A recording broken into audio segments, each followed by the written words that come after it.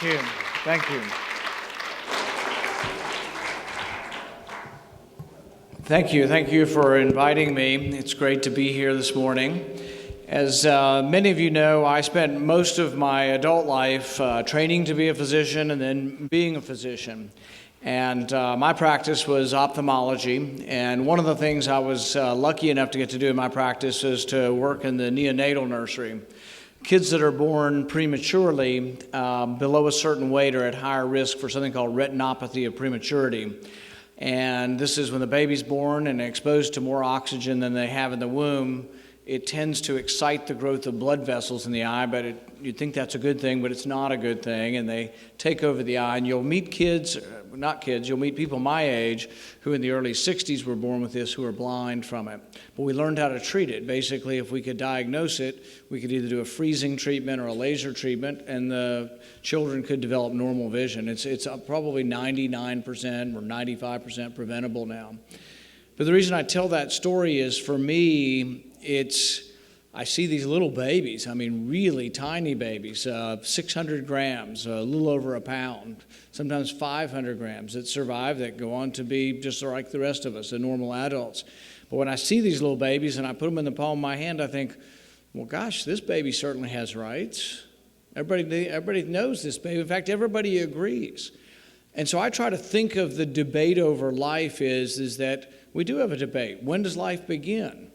But we've been forced to spend so much time at the very, very beginning that no one's talking about, well, gosh, shouldn't the other side have to justify why this baby doesn't have any rights? Shouldn't the other side have to decide, when do rights begin? Are they really okay? And is the whole country okay with saying your rights begin after birth, and the baby has no rights when it's 7-8 pound baby? Babies bigger in the womb have no rights than a 1 pound baby that has all of these rights. So I think it's a good debate, and I don't think we have a very honest debate about it in our country. And I think we've allowed ourselves to be put in boxes. All the surveys have boxes, and then the media neatly puts us in a box, and that's where we are. And then we're always talking about stuff over here that we've been put in a box, instead of saying to the other side, so you think there's really nothing special about life? I love the words of John East. Does anybody remember John East? He's a senator from North Carolina.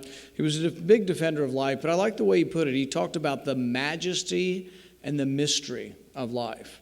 In medicine, sometimes as we're trained, I think sometimes we lose sort of, we're getting a scientific explanation for everything as we go through our medical training, and we now have an explanation for so many things. But it also works the other way. The more we learn that we know, the more we learn that there are some things we don't know. And the more we see actually some sort of something beyond us that is involved in the creation of life. So I still see the majesty and the mystery of life.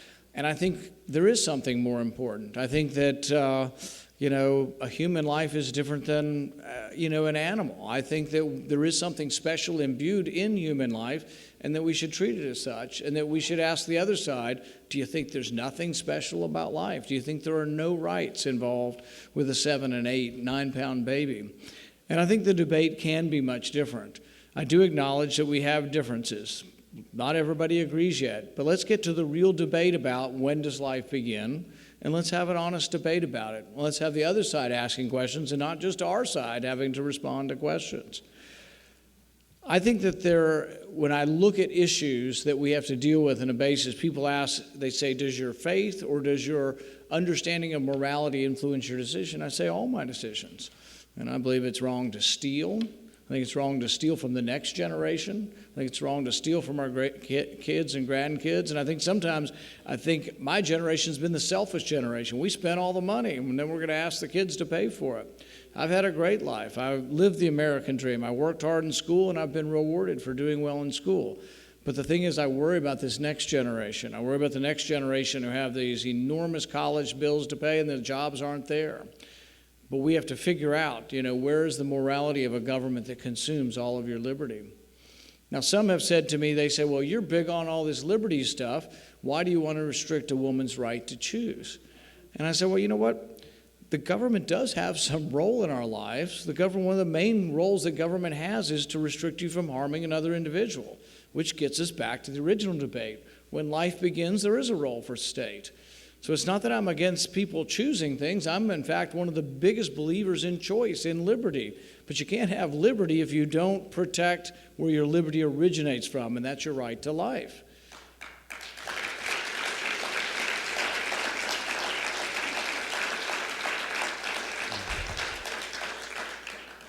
When people ask, is there a morality to other decisions? There definitely is. It's wrong to steal. It's wrong for one generation to steal from another.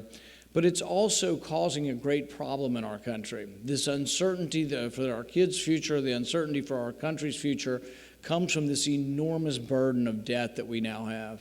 We borrow $1 million a minute, and I worry about what that's going to do to our country. We have an $18 trillion debt. Our debt is actually equal to our entire economy. We owe China $1 trillion. We have issues that come before us that I think also have a degree of morality with regard to how we spend our money. I've said, frankly, we should not spend our money or give our money to any country that persecutes Christians. We have now billions of dollars that goes overseas to countries that persecute Christians. There's a woman named Asia Bibi in Pakistan. She's been on death row for 5 years. Her crime was she went to a well to drink from the well, and the village was predominantly a Muslim village, and they didn't think a Christian should be drinking from the well. They began stoning her and beating her and saying, "Death to the Christian." She cried out for help. Finally, the police came and arrested her for blasphemy because the women around her said that she'd been saying something about Muhammad. The thing is that I don't think we should be giving money to a country that puts someone like that on death row. So about 6 months ago in the Foreign Relations Committee, I introduced an amendment, and I said, look, if a country has laws on its book that has death for interfaith marriage, death for blasphemy or apostasy, which basically means changing religion, that we shouldn't give them any money. You know, if we're going to...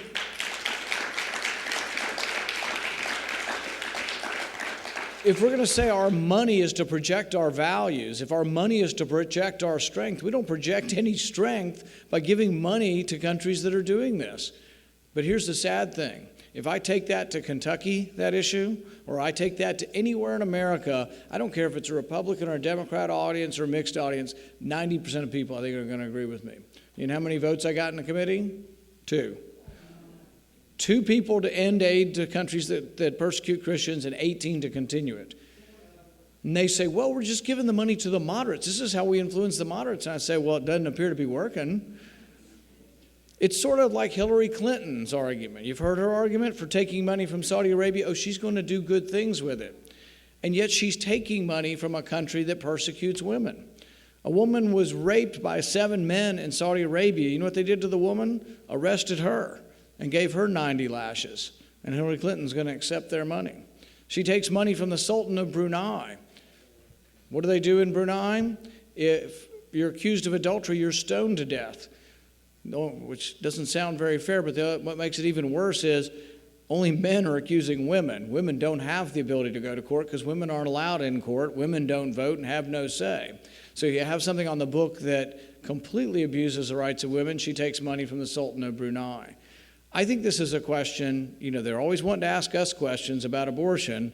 You ever hear them ask any questions to Hillary Clinton about this money she's getting, whether it influences her decision? There's going to be stuff coming out about the Clinton Foundation, and there are donations from different companies that get special approval by the Secretary of State. It's coming out in the next couple of weeks. Are we going to hear any questions from the media, or will be at a love fest to Hillary Clinton? I didn't hear one. Anybody hear a tough question to her so far? You know why? She's not taking any questions. I saw the thing on the internet this morning. They show where the media was being kept behind a row of boxes, and they could yell out questions, but nobody's getting any questions. So there is a difference in the way conservatives are treated versus liberals, and I say we have to push back. I say we have to push back, believe in what we believe in, and do it in a way that gathers more people to us. I think that Susan B. Anthony, that y'all have done a great job with this. You're making the movement bigger. I'm glad to be a small part of it, and I want to thank you for letting me come today. Thank you.